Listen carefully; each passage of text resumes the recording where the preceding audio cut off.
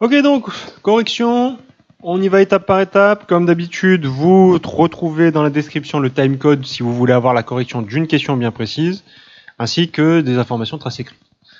Donc la difficulté de cet exercice-là, c'est vraiment d'y aller étape par étape et d'essayer surtout de simplifier un peu toutes les informations qu'on vous donne ici. Notamment dans le doc 1, on vous explique une chose. Je vais commencer par ça parce que ça sera plus facile ensuite à expliquer ce que je vais dire après. Le doc 1, il vous explique une chose.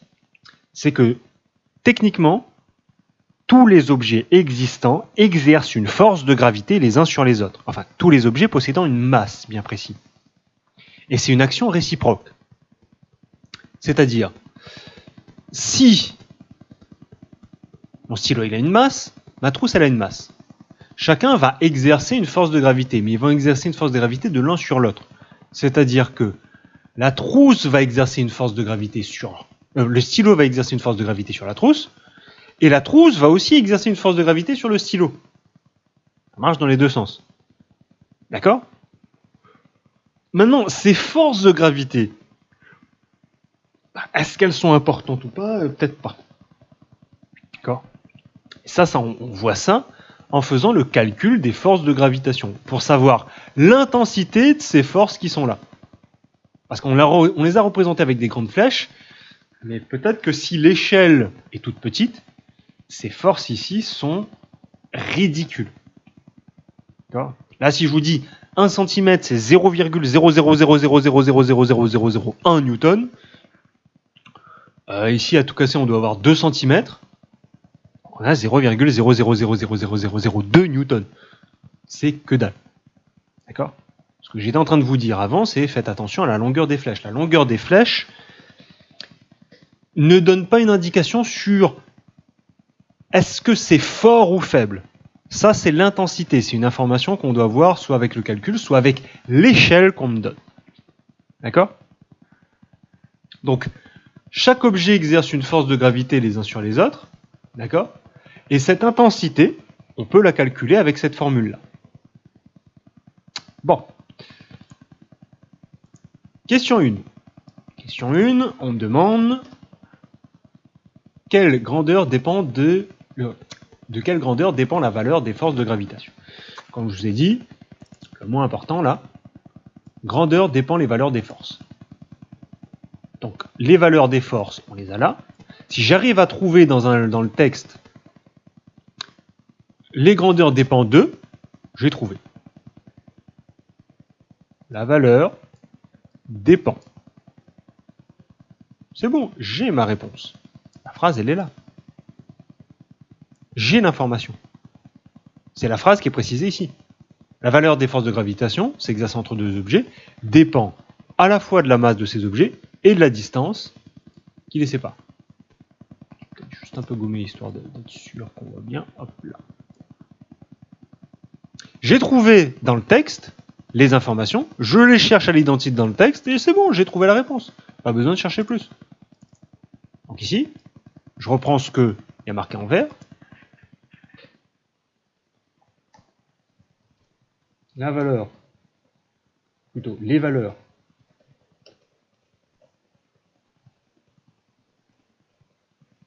la valeur, je reprends exactement pour pas que vous soyez perdus. Sinon, la valeur des forces dépend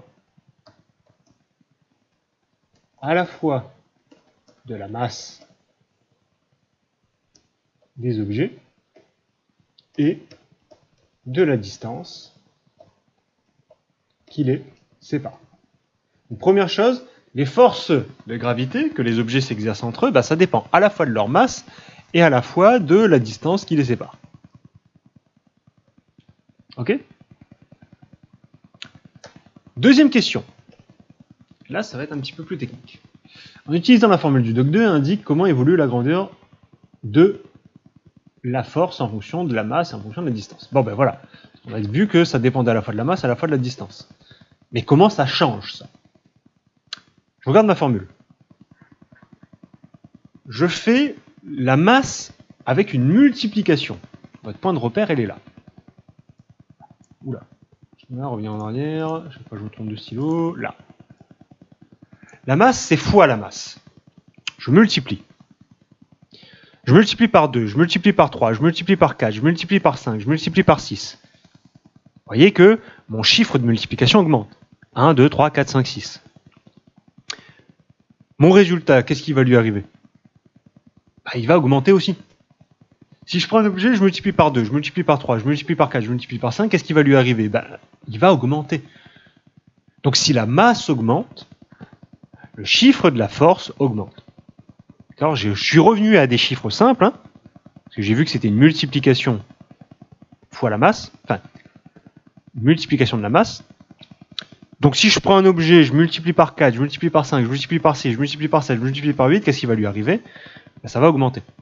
Donc si la masse augmente, la force augmente. D'accord? Donc première chose que je constate, si la masse augmente,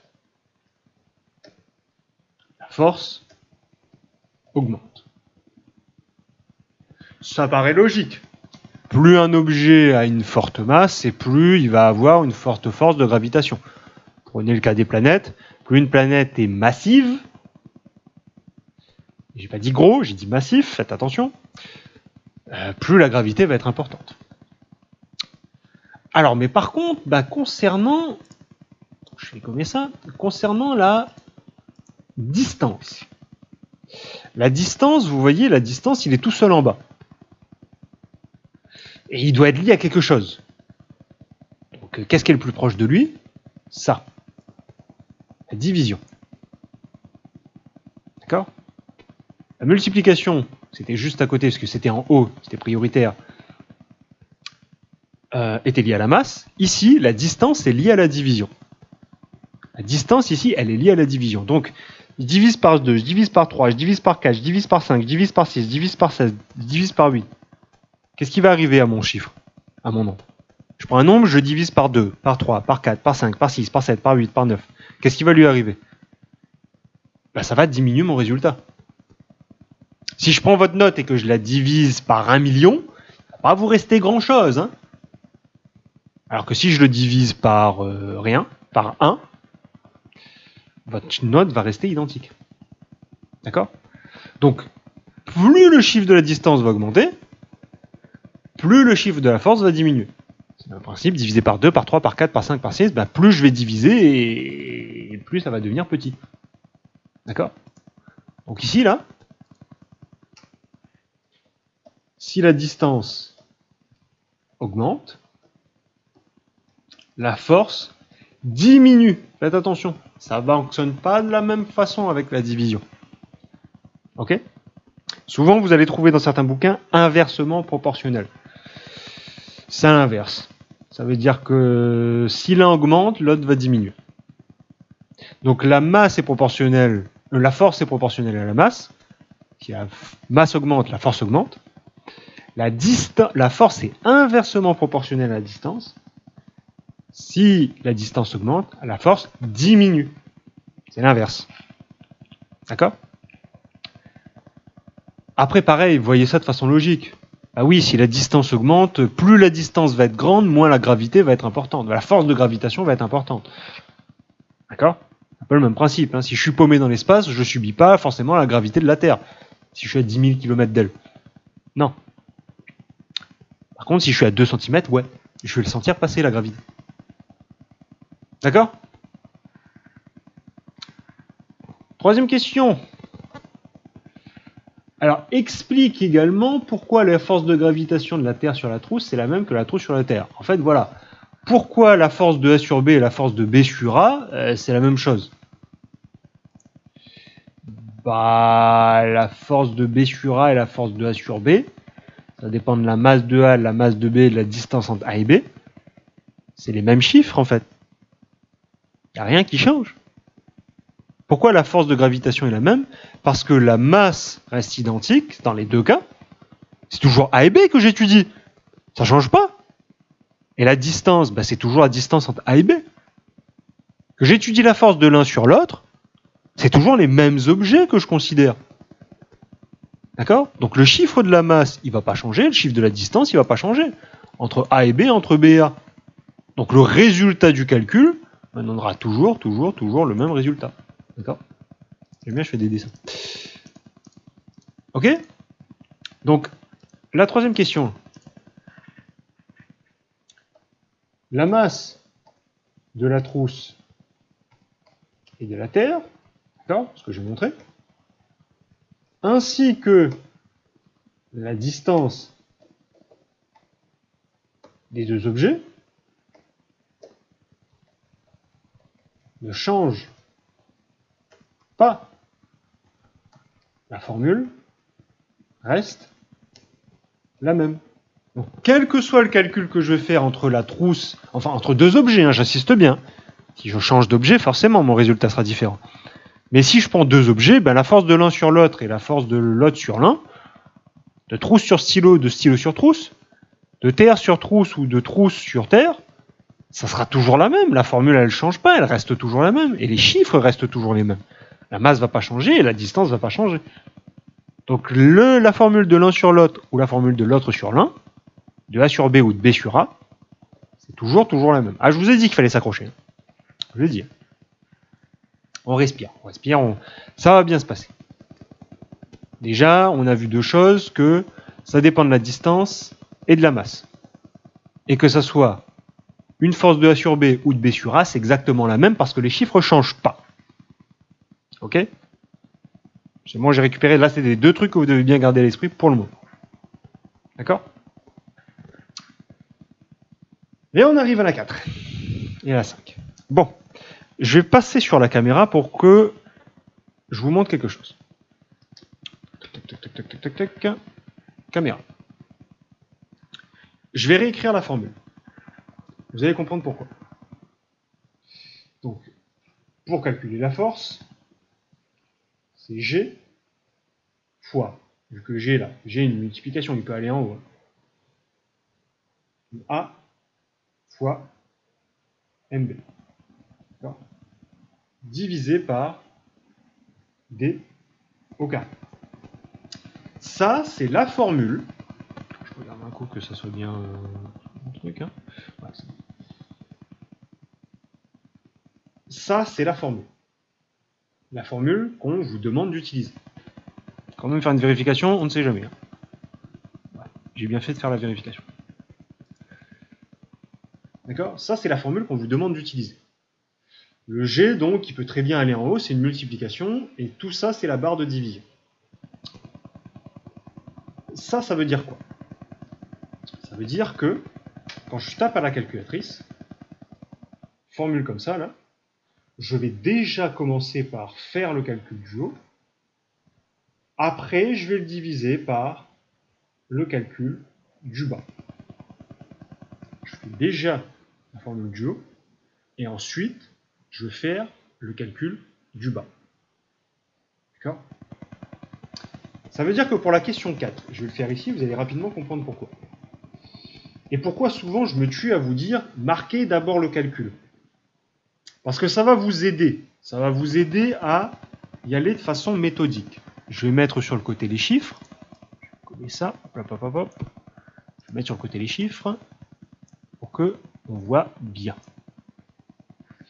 Bon, la question 4, on me demande de faire le calcul de la Terre sur la trousse. Donc il me faut que je prenne tous les chiffres qui sont liés à la Terre, les chiffres qui sont liés à la trousse. D'accord? Donc, j'y vais de façon méthodique. C'est-à-dire que je vais d'abord m'occuper du truc du haut. G. Est-ce que j'ai la valeur de grand G? Oui. Je ne vais pas chercher plus compliqué, je vais écrire exactement ce qu'on me donne sur les données. Je marque grand G. 6,67 fois 10 puissance moins 11. C'est bon, j'ai marqué G. Multiplier. C'est bon, j'ai marqué le multiplier. MA, donc la masse de l'objet A. Donc la masse, j'ai deux objets ici, j'ai MA et MB, j'ai deux objets, j'ai la Terre et la trousse. Je commence par, allez, la trousse. 0,2 kg. C'est bon, j'ai noté le truc de la trousse. Il me faut aussi celui de la Terre, donc la deuxième masse. Multiplier, c'est bon. La masse de la Terre. Est-ce que j'ai la masse de la Terre? Oui. 5,97 fois 10 puissance 24. C'est bon, j'ai marqué ça. Ferme ma parenthèse. Vous voyez, je l'ai fait vraiment de façon... C'est immonde, hein, mais je ne vais pas chercher. Moi, ce qui m'intéresse, c'est taper au fur et à mesure, un peu comme si je faisais une dictée. D'accord? Je lis les mots au fur et à mesure, j'écris les mots au fur et à mesure, comme quand je recopie. Et après, j'appuie sur Entrée et la calculatrice, elle fait son taf. D'accord? Alors, j'oublie pas, parce que j'ai fait le haut, là, il me reste encore le bas. Donc, diviser. Diviser, là. Ouvrir la parenthèse. Tuc, tuc, tuc, tuc, tuc. Là, je vais me mettre en bas. Parce que la calculatrice, là, je suis obligé de retourner à la ligne. Alors, 6. Alors, je vais encore ouvrir une parenthèse. Pourquoi? Parce que c'est la distance au carré. Vous voyez que la distance, là, c'est 6, donc terre-trousse, hein, je répète, hein, terre-trousse. 6,4 fois 10 puissance 6. Ça, c'est distance. Donc, j'ai marqué distance. D'accord? Mais la distance doit être au carré. Donc, j'indique bien ma calculatrice. Ça. D'accord? Petite subtilité. Et là, il faut essayer de comprendre. Là. J'ai rajouté ces parenthèses en vert là pour bien lui indiquer que c'était la distance que tu devais mettre au carré. Et que tu ne devais pas me faire un 62 ou un truc dans le genre. Ah oui, comprenez bien. Un petit truc, je vous montre là sur le côté. Voilà. Imaginez que j'avais tapé ça. 6, 64 fois 10 puissance 6 au carré. Ouais, sympa le 62 là. Génial. Il est pratique. Non. Donc ce que je fais, c'est que je mets une parenthèse. Pour lui indiquer, wow, fais gaffe, c'est pas 62 que j'ai tapé. Hein. C'est le résultat que je dois mettre au carré. Bah oui, si je mets une parenthèse d'un côté, il faut que je la ferme de l'autre côté. Ok? Ça doit être bloc. Parenthèse, c'est toujours bloc. D'accord? Là. Donc, le carré c'est fait, ça c'est fait, et il me manque encore un truc. La parenthèse. Celle-là. Et voilà. Là, il faut que je tape ce truc immonde là à la calculatrice. D'accord? Donc maintenant que j'ai ça, alors je vais faire une capture d'écran pour que vous ayez le morceau de correction. Toc toc toc toc toc.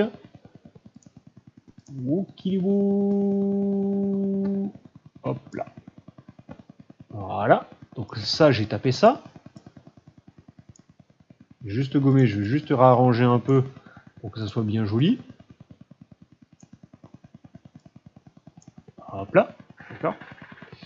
Il me reste plus qu'à en appeler à la sainte calculatrice. Donc, j'y vais étape par étape. Ouvrir la parenthèse.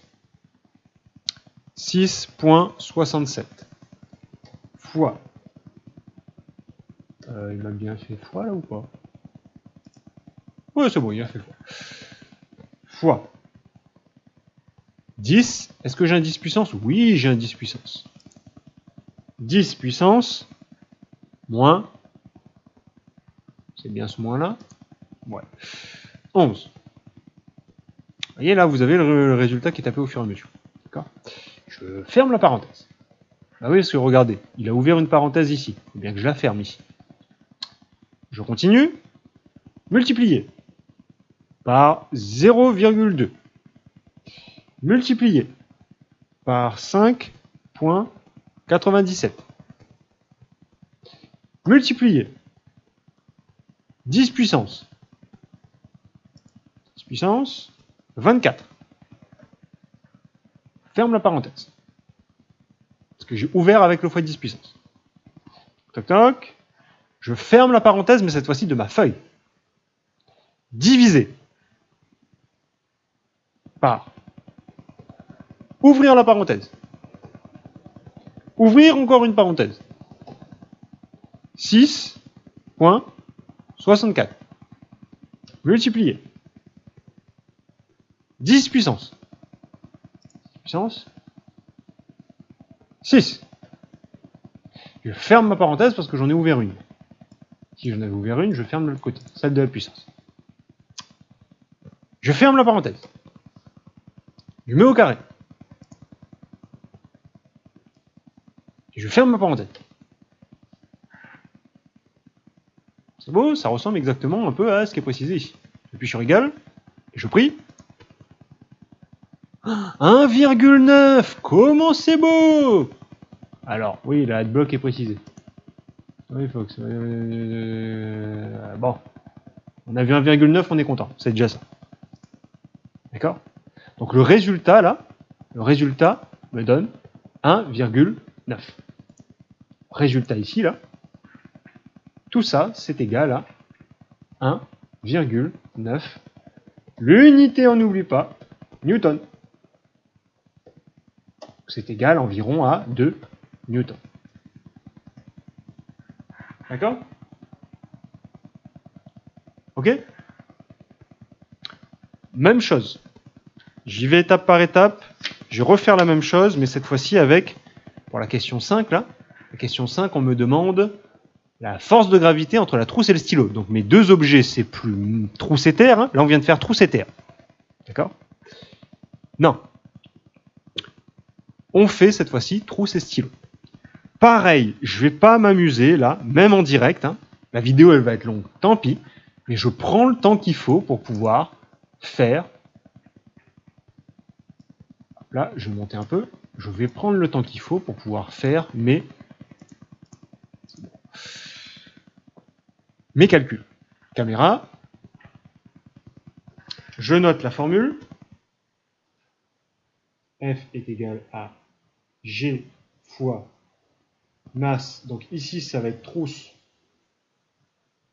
fois masse stylo. D'accord? Ça, c'est pour la 5, hein, on est d'accord? On est sur la question 5, là. Je vérifie quand même que la caméra est bien active. Ok, c'est bon. Et j'y vais. Donc, diviser. Je oublié ça. Diviser par distance au carré. D'où le fait qu'il faut être bien méthodique. Donc, d'abord, ça à faire. Et ensuite, ça à faire. Donc, j'y vais. Ouvrir la parenthèse. G. 6,67 fois 10 puissance 11. Multiplier. Masse trousse. Est-ce que j'ai la masse de la trousse? Oui, 0,2. C'est bon. Multiplier. C'est bon. Masse du stylo. Est-ce que j'ai la masse du stylo? 0,01. Ok. Fermez la parenthèse. Ok. Diviser. Ok. Ouvrir la parenthèse. Je le fais dessous pour avoir la place, hein, qu'on soit bien d'accord. Hein. Je mets dessous pour avoir la place ensuite. Diviser. Enfin, ouvrir la parenthèse, pardon. Ok. La distance. 6,67. Non, je me suis trompé. Distance. 0,5. Vous voyez, rapidement, j'essaie de voir ce qui coince. 0,5, c'est la distance. Au carré, est-ce qu'il y a un doute ici? Non, il n'y a pas de doute, j'ai pas besoin de rajouter les parenthèses que j'avais mis en vert. Fermez la parenthèse. C'est un 5, hein, faites attention, je vais le mettre en rouge pour voir bien. Ici c'est un 0, ici c'est une virgule, et ici c'est un 5. Hein. D'accord? J'ai fait la distance, j'ai fait le carré, c'est bon, j'ai fait la parenthèse, c'est bon, j'ai rien oublié. Donc là, j'ai la formule, je sais que je vais devoir taper ça à la calculatrice. J'enregistre mon monstre. Oh, comme c'est moche, mais comme c'est joli aussi en même temps. artistique. Et oui, félicitations, vous commencez à faire de vraies sciences. Mais la difficulté des sciences, c'est la rigueur, avant tout. Ok, donc, maintenant que j'ai ça, je vais taper ça à la calculatrice en y allant vraiment de façon méthodique, en faisant étape par étape. Hein. C'est-à-dire quand je fais ça, alors c'est difficile pour moi de vous montrer, mais j'y vais vraiment au fur et à mesure avec mon doigt sur le côté. Je m'explique. Donc, hop là, la calculatrice avec le monsieur qui est pas content, mais on s'en fiche. Alors, j'y vais. Ouvrir la parenthèse. 6.67. Multiplier 10 puissance 11. Je ferme la parenthèse parce que je l'ai ouvert de ce côté-là. Multiplier 0,2. Multiplier 0,01. Fermer la parenthèse. Diviser. Ouvrir la parenthèse. 0,5. Au carré. Est-ce que j'ai le carré? J'ai le carré. Je suis content. Puissance 2. Fermer la parenthèse. J'ai tout dans le bon ordre, tout bien précisé. J'appuie sur égal. Et il me dit désolé. Il me dit désolé. Et surtout, le chiffre était extrêmement grand. Le chiffre qui était précisé était extrêmement grand. C'est bizarre, ça. C'est bizarre. Et là, je regarde. Là, j'ai oublié un truc, voyons. Mais oui, je tombe pas sur le bon résultat. Parce que j'ai oublié le moins. Donc en fait, c'est exactement la même chose. Je vais désactiver ça parce que sinon il va continuer à m'insulter. Oui, c'est bon, j'ai désactivé, tu devrais être content. Bon, alors là, j'y vais beaucoup plus vite. 6.67 fois 10 puissance moins 11 multiplié par 0,2 multiplié par 0,01. Fermer la parenthèse, hop là, ouvrir la parenthèse, 0,5 puissance 2, fermer la parenthèse, et là, vous voyez, il vient de m'insulter tout simplement parce que j'ai oublié de fermer la parenthèse. Hop là. Hop là.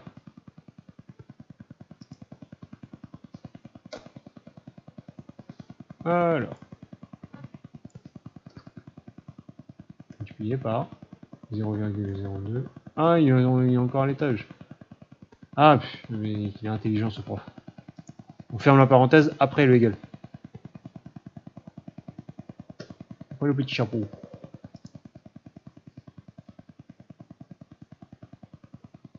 J'y arrivais.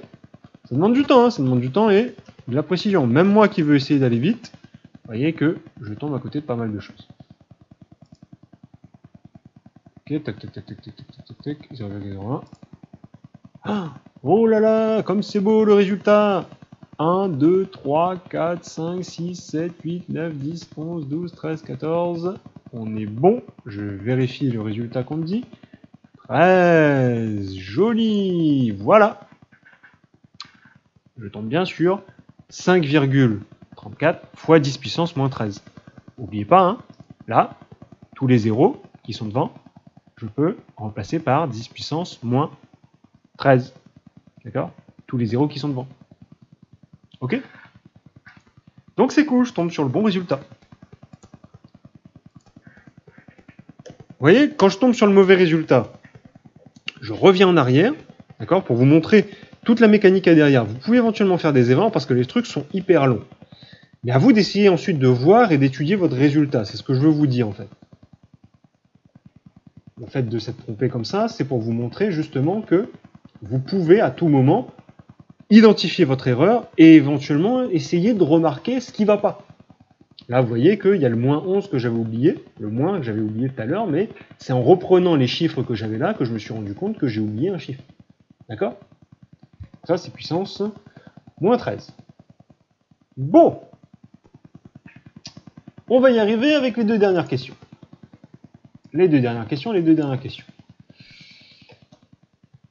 Alors, pourquoi c'est négligeable? Pourquoi effectivement cette force-là, les forces qui existent entre les objets, on s'en fiche un peu? Vous avez vu l'intensité de ces forces? 0,00000, je ne veux pas tout les taper, c'est que dalle, c'est que pouic. D'accord? Donc ces forces-là, les forces entre les objets, ils sont extrêmement petits devant la force de gravitation de la Terre sur les objets. D'accord? Donc, la force est beaucoup trop faible pour faire bouger les objets. Donc oui, ces forces de gravitation, les forces entre les objets, à l'heure actuelle, hein, votre téléphone ou votre ordinateur exerce une force de gravité sur vous. Exerce une force de 0,000000001 newton. C'est que dalle. Donc autant vous dire que vous n'allez pas ressentir cette force de gravité d'ici là. D'accord? Et 7e question. Les informations nécessaires pour calculer la valeur des forces de gravitation autour des objets, ben, c'est un peu la redite de la question 1. Il faut connaître la masse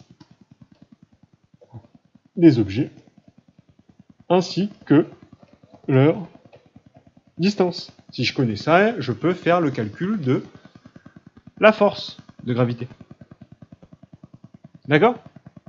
Ça fait beaucoup, c'est hyper long, et on va s'entraîner justement dans la prochaine classe virtuelle à taper justement, être méthodique sur des grosses formules. D'accord? Les grosses formules que je vous ai montrées. Alors, ok, que je vérifie, on est bon. Ok, donc, on termine sur la trace écrite. Elle n'est pas hyper longue. Il y a 2 phrases, parce que j'ai fait quand même beaucoup d'informations. Non, ce que j'ai besoin que vous compreniez, c'est 2 choses. Première chose, la gravitation, interaction à distance, d'accord? Et que cette force de gravité dépend de 2 choses, de la masse des objets et de la distance qui les sépare. Si vous voulez, pourquoi on ressent la force de gravitation de la Terre? Principalement parce qu'elle est hyper massive. Elle est hyper massive, donc elle a une force de gravité qui nous permet d'être attiré vers elle. Et donc quand je lâche un objet, la force de gravité s'applique, donc ça chute. Ok, c'est hyper sympa, mais si à chaque fois je dois me taper des calculs qui sont immenses comme ça, on va pas pouvoir le faire. C'est pour ça qu'on a une version simplifiée de la force de gravitation.